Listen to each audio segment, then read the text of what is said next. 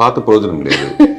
அது 2 மனசு சம்மந்தப்பட்ட ஒரு விஷயம் வந்து அது என்னைக்கு வேணாலும் ஆக்சுவலாக கான்ஃப்ளிக்ட் பிட்வீன் 2 பர்சன்ஸ்ன்றதை மீறி நல்லா கவனித்து பார்த்தீங்கன்னா கான்ஃப்ளிக்ட் வந்து எனக்குள்ளேயே வரும், உங்களுக்குள்ளேயே வரும்.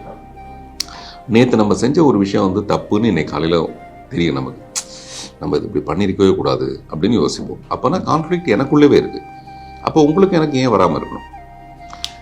எப்போவுமே நம்ம ரொம்ப கிட்ட நெருங்கிட்டோம்னா நெருங்கினதுக்கப்புறம் அதில் ஒரு பெரிய சுவாரஸ்யம். அதனால தான் காதல் எப்போவுமே ரொம்ப சுவாரஸ்யமான விஷயம். காதல் என்பது எதுவரை கல்யாணம் ஆகும் வரைன்னு பாட்டு ஒன்று இருக்கும். அங்கே வந்து அது இது என்னுடைய பொருள் ஆகிடுது, இது என்னுடைய கையாகிடுது, என்னுடைய இதயம் ஆகிடுது அப்படின்னும் போது அதுக்குள்ளே ஒரு பெரிய சுவாரஸ்யம் கிளுகிழுப்பதில்லை. எவ்வளோ வருஷம் கழிச்சு இப்போ கூட ஃபாரினில் பார்த்தீங்கன்னா ஒரு ஹஸ்பண்ட் ஒய்ஃப் 2 பேர் போகிறாங்க, கொடுக்க ஒரு பொண்ணு போகுது. உங்கள் ஹஸ்பண்ட் வந்து அதை பார்த்துட்டு இருக்கான், இவன் தட்டுறான், இன்னது அப்படின்னு தட்டுறான். அப்போ நான் நினைக்கிறேன் இந்த ஃபாரினர்ஸ்க்கெல்லாம் அந்த உடம்பு செக்ஸு எல்லாமே மாறி போயிருக்கும், புரிஞ்சு போயிருக்கும். அப்போ கூட அவங்களுக்கு இது இருக்கா? புரியுதா? அது ஒரு ஆணுக்கு பெண்ணும் பெண்ணுக்கு ஆணும் நம்மளை மாதிரி அவ்வளோ பெரிய பிரச்சனை இல்லை அவங்களுக்கு அப்படின்னு நான் நினச்சிட்டுருக்கேன். அப்படியும் அந்த ஒய்ஃப் வந்து அவன் பார்க்கறத ஒரு தட்டு தட்டுறான். விமன் இல்லை, மென்னும் அப்படித்தானே இருக்கான். மென்னும் அப்படித்தானே இருக்கான். அவன் வந்து பெண்ணளவுக்கு அவ்வளோ மென்மையா இல்லை, ஆனால் அவனை மென்னுன்னு சொல்கிறோம் நம்ம. அவனுக்கும் அப்படிதான் பார்வை போகுது, அதையும் அப்படிதான் இருக்கு, அந்த பொசசிவ்னஸ் இருக்கு. இது உலகம் பூரா ஒரே மாதிரி தான் இருக்கு. அதாவது நம்ம எவ்வளோ உயிர்ந்து வெளியில வந்துட்டா கூட இன்னமும் நம்ம அதுக்குள்ளேயே தான் சொல்லிட்டு இருக்கோம். டைவர்ஸ் வந்து நான் இப்போ எப்படி பார்க்குறேன்னா, மனசு ஒட்டலைன்னா உடனே பிரிஞ்சிடறது தான் நல்லது.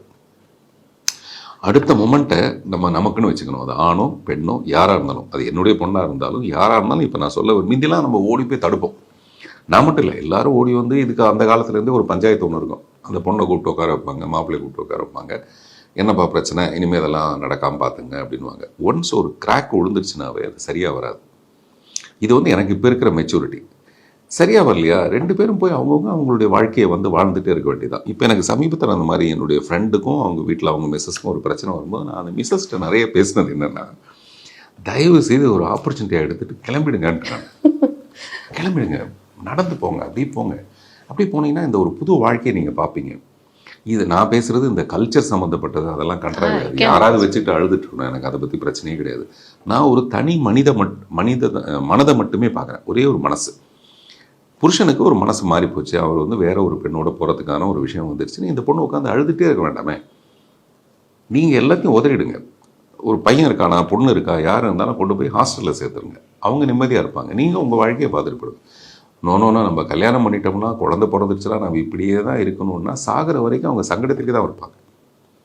சாகும்போது கூட என்ன நிறைய இப்போவும் அப்பா அம்மாவுக்கு நிறைய வருத்தம் இருக்கும். தன்னுடைய பெண் வந்து இன்னைக்கு கூட பார்த்தேன், குஷ்பு வந்து தன்னுடைய 24 வயது பெண் வந்து இப்போதைக்கு திருமணம் வேணாமே, இன்னும் கொஞ்ச நாள் ஜாலியாக இருக்கட்டும் அப்படின்னு ஒரு ஸ்டேட்மெண்ட் ஒன்று பார்த்தேன்.